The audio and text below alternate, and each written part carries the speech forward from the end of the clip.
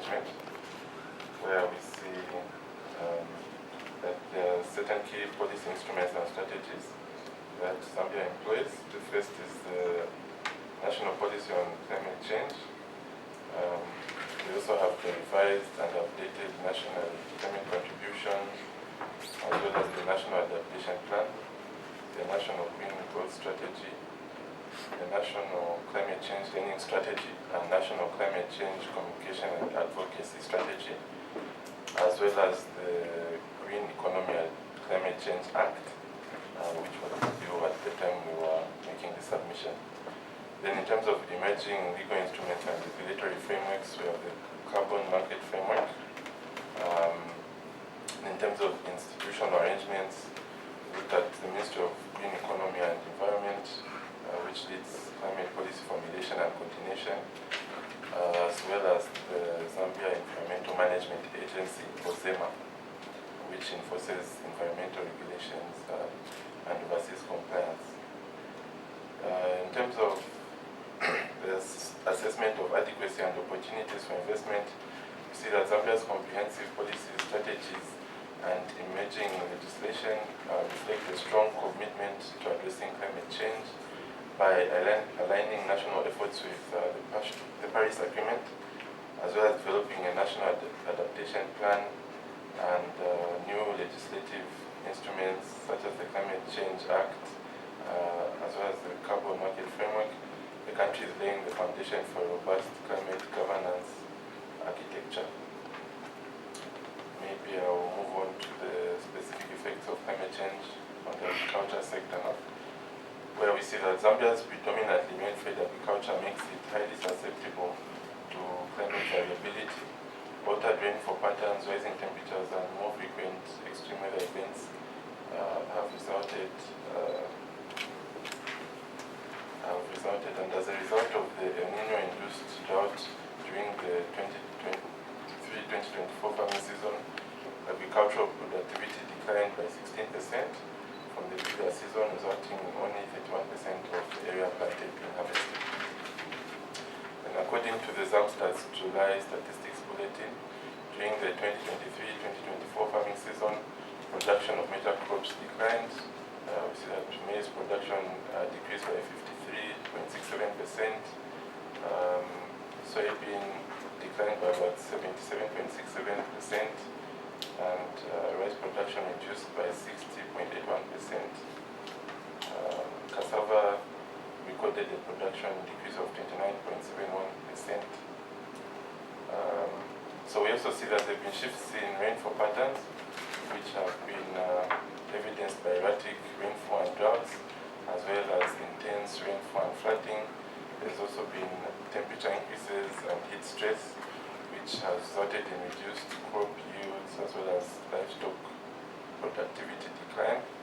Then there's been an increase in pests, diseases, and invasive species, where we see that there's been an increase in crop pests as well as livestock diseases.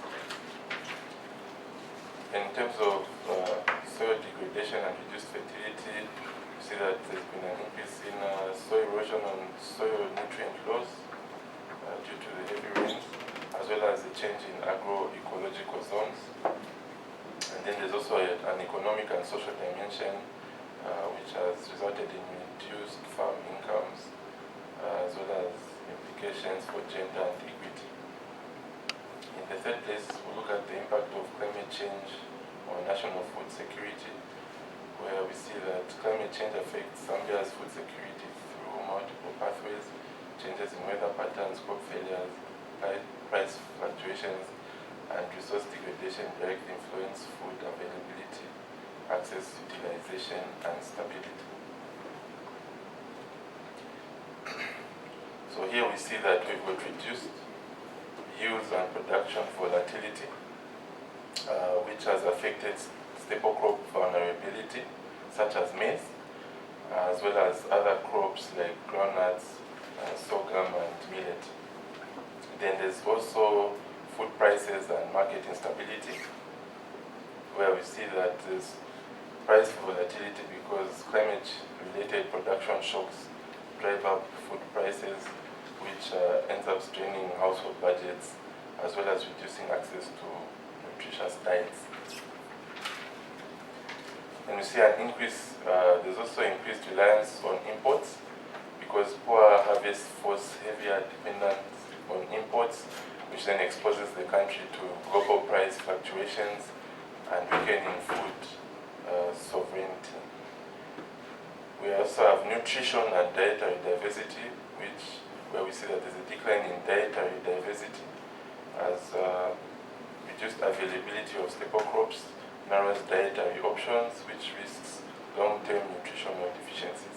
And there's also livestock and fisheries, where climate impacts on livestock and fisheries reduce protein sources, which worsens overall dietary quality. Then long-term food system resilience, we have natural resource degradation, which involves soil degradation, deforestation, and water scarcity, erodes the resource base, undermining efforts to rebuild food security. And then we have adaptation needs, where we see that building resilience requires scaling up climate-smart agriculture, investing in irrigation, and strengthening food storage and distribution networks. Green and the environment that should coordinate climate policy, ensuring alignment, especially across all sectors. We also saw end of 2024, the enactment of the Green Economy and Climate Change Act. And this act brought, when implemented, we include the establishment of the Green Economy and Climate Change Fund to support climate initiatives, creation of the Green Gas Inventory Management System to track and manage emissions. This is in line with our nationally determined contributions. Then also there will be development of a comprehensive carbon market regulation to promote fairness and transparency, and then also a clear mandate for developing national adaptation and mitigation plans to mitigate vulnerable communities and reduce emissions. And coming to adaptation and mitigation measures, we've seen where government is promoting climate-smart agriculture, expansion of irrigation and water management programs, early warning systems and extension services. We've seen in subsequent budgets, government is also just trying to ensure that there's employment of extension workers. Then natural resource protection and conservation, the READ Plus and forest management project that is going on, the integrated resource management programs. Also, those are some of the programs that our government is implementing. Then there's climate financing and international cooperation. We've seen there's access to funds under the Global Climate Fund. That's the engagement with GCF and GE. We're securing funds for adaptation, infrastructure, and development of technological transfer.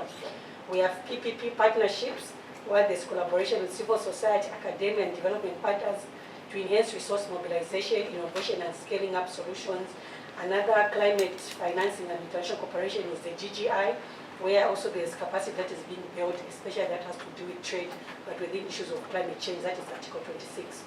Issues of capacity building, communication and advocacy, that's something also that government is doing through the climate change learning and communication strategy, investing in education, public awareness, and improved information dissemination, then foster informed climate change action. What are some of the challenges that are being encountered in addressing climate change impacts on agriculture? Limited financial resources, there's insufficient funding constraining the implementation of climate-smart agriculture, irrigation upgrades, and comprehensive early warning system, and reliance on donor funding risks instability when external priorities shift. Inadequate institutional and human capacity, the shortage of skilled personnel and weak interagency coordination, with slow policy execution, overlapping mandates, and policy inconsistencies that hinder efficient resource use. Data information and monitoring gaps, there's limited climate projections and vulnerability assessment that impede tailored adaptation strategies. There's infrastructure and technological constraints, insufficient irrigation storage facilities, and high cost of technologies restricts farmers' ability to cope with droughts, pests, and market volatility. Social and cultural factors, low adaptive capacities, especially among smallholders, women, and marginalized groups, is exacerbated by limited market access, credit facilities, and traditional practices related to change, resisting change. Environmental degradation and competing land uses, deforestation, soil erosion, and overgrazing reduce the natural resilience of ecosystems, limiting the effectiveness of some of the adaptive measures that are being put in place. What are some of the PMRC recommendations? Recommendation number 1 was being made before the Act was put in place. So PMRC, in this view, indicates that there is need to ensure that the provisions of the Act, the Green Economy and Climate Change Act of 2024, is implemented effectively. And then also there's need to expedite the revision of the National Climate Change Policy of 2016 to ensure that it realigns with the ministry that has been put in place, and also the emerging issues when it comes to the global agenda. Increase and diversify climate financing, allocate more domestic resources, leveraging on private PPPs, and develop bankable proposals to international funds to reduce reliance on donor support, invest in capacity building and promote research and development, especially in the agricultural sector, scale up climate smart agriculture, strengthen market and value chains, engage communities and stakeholders inclusively, and integrate nature-based solutions, especially with the coming up of the nature-based investment plan. Then this is something that we should look at to see how we can integrate nature-based solutions, especially for our rural communities. In conclusion, Zambia faces a formidable challenge as climate change intensifies, pressure on its agriculture-dependent economy, natural resources, and food security. The country's robust policy and legal frameworks anchored on the National Climate Change Policy and the new act, the NAP, and other related acts then demonstrates strong political and alignment with international commitments. Nonetheless, gaps remain in implementation, financing, capacity, data management, and institutional coordination. The effects of climate change are already tangible through erratic rainfall, temperature increases, soil degradation, pests, and disease that undermine staple crops, livestock production, and fisheries. These disruptions threaten the livelihoods of smallholder farmers, deepen inequalities, and challenge national food security. Therefore, government measures such as climate smart agriculture, improving irrigation, strengthening early warning systems, and engaging in climate financial mechanisms are commendable. However, more cohesive, well-funded, and inclusive responses are required. Mr. Beecher. I just wanted to find out, in your recommendations, I have not seen you speak to the issue of transparency, because most communities, especially the small-scale farmers that are in the rural areas, they're not benefiting from this carbon trading. So I haven't seen any recommendation speaking to the issue of transparency from your end. If you could clarify on that one. It is your submission that as climate change intensifies, government has to put certain measures such as climate smart agriculture. But do you think government, through the Ministry of Agriculture, is facilitating these advanced agricultural methods in developing climate smart agricultural solutions to address the impact of climate change? Chair, is government also doing enough in introducing this mandatory tree propagation and forest management activities in various communities? Because these communities needs to learn and to know. And of course, this is through maybe the Ministry of Green Economy, but these are researchers who are supposed to get to the communities and see what government is doing. And also, the only way, Chair, for small-scale farmers, and rather farmers in their categories, is for government to finance issues of dams and irrigation schemes. This is the only way these farmers are going to farm all year round in order to enhance food production. But in that area, there are such as is government also doing enough? Thank you, Chair. Thank you very much, Chair, especially on the question regarding transparency. I think it is true that whilst quite a lot of technical work has been done, even at policy level, there isn't very much more information, particularly when you go deep in the rural areas, because this is where the impacts of climate change actually hits the most, particularly when you refer the impacts of climate change related to agriculture. So I think there is need to have more concerted efforts by the Ministry of Green Economy and Environment, working hand in hand with the Ministry of Agriculture, as well as with Fisheries and Livestock, to have a well-coordinated response in terms of awareness about the effects of climate change, and even talk about key issues related to adaptation and mitigation, so that people are well informed, and even as we talk about the mitigation and adaptation measures. But of course, when we refer to agriculture, basically, if it is the crops, we feed them with the actual information, particularly with regards to what sort of varieties are they supposed to adopt in the various agroecologies. That is very important. And then with regards to livestock and fisheries, again, that is where also I think Honorable did mention the issue of dams. So this is where we need to sort of preach the message to say, can we be able to conserve water in small areas, especially, you know, in rural areas. There are certain areas where the communities actually can come together and just safeguard certain portions where they can make natural dams. And sometimes it's not always government too, but if they have that in mind, they can always. So truly, I concur with you. We need there's need for that coordinated response in terms of awareness. Addressing some of the efforts being done by the Ministry of Agriculture, very much enough in terms of intensifying the climate smart agriculture. I think I think on a number of observations, I think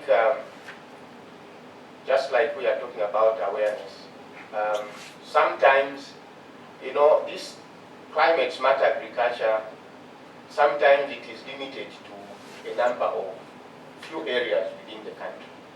But meanwhile, even in areas such as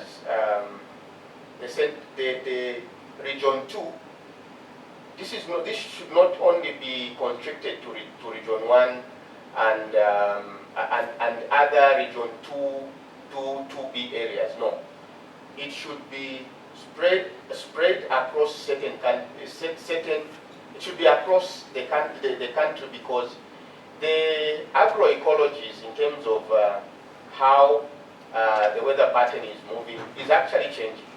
You can actually see that from the eastern province and Muchin, at some point we really experienced prolonged dry spells.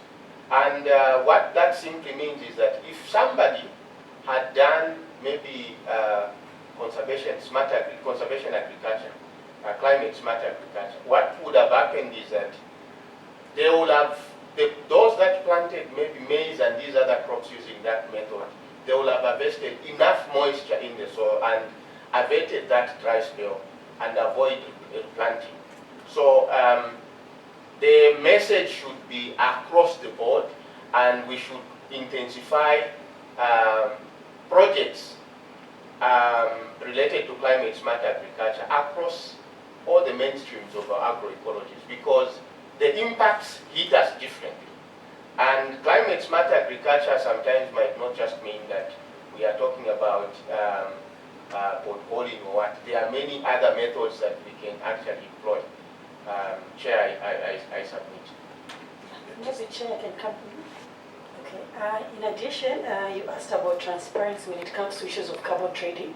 We know that regulations were done by government on carbon trading, but little has been done, especially for those areas, especially in rural areas where we foresee that some of these projects will have to be implemented. So I think that's something that we did not really look into in our submission, to say there's need for enhanced transparency, especially when it comes to carbon trading. We have had meetings, especially in these meetings with traditional leadership, even themselves do not really understand what it entails for carbon trading, especially for the communities. Coming to the question by Honorable Member regarding climate agriculture, the CSA, there really another challenge that we have as a country is the number of extension workers that we have. realized that the farmer extensions worker ratio is too big. So for enforcement of some of these projects that are being implemented, it becomes hard because of the number of the extension workers that we have. Thank you, Chair. Thank you very much. Just a quick one. I just wanted to find out the release of the data. If you look at the situation where we found ourselves between November, when people were advised to go to plant early, and then we had that partial drought. Other crops were actually affected. Do you think that the Ministry of Green Economy and the Ministry of Agriculture are working hand in hand in terms of disseminating information about climate change? Do you see the ministry, these two ministries working together hand in hand?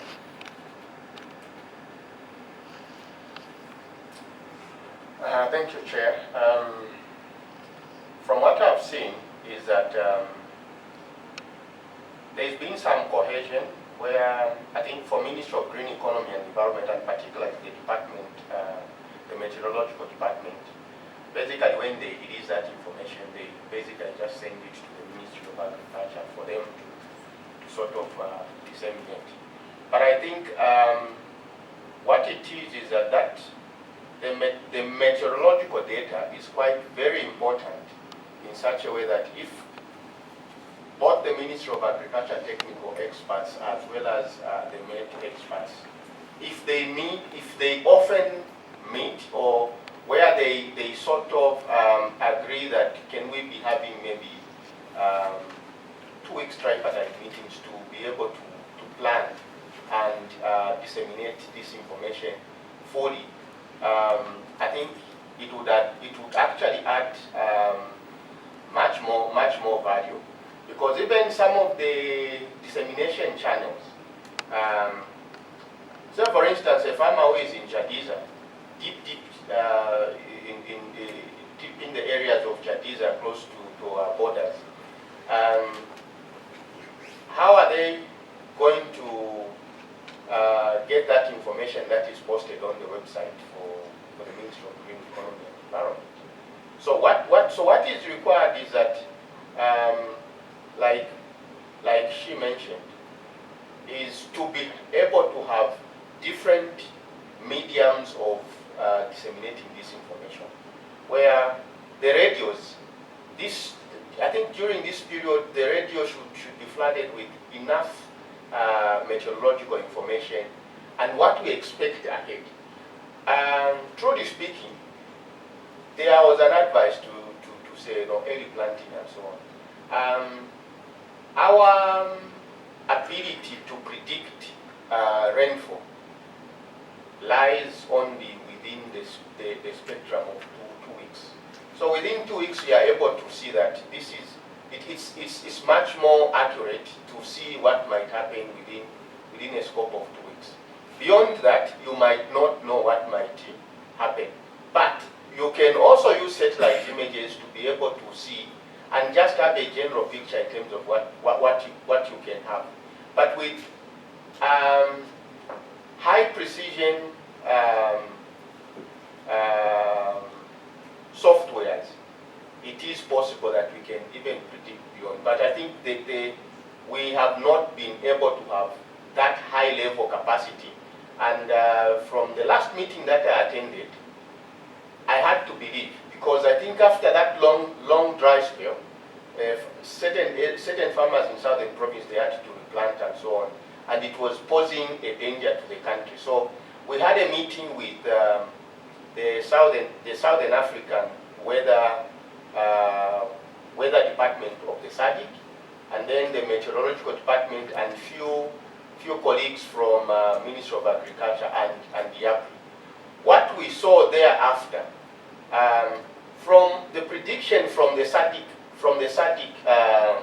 point of it, and in terms of weather, they were much more accurate. And what we are seeing now is actually what was actually predicted. So, in terms of building capacity, we, as a country, we really need to do more. We have to invest much more in terms terms of building our infrastructure so that we can be able to have much more accurate prediction, and also just ensure that the mediums of communication are enhanced so that the outreach of this information is much more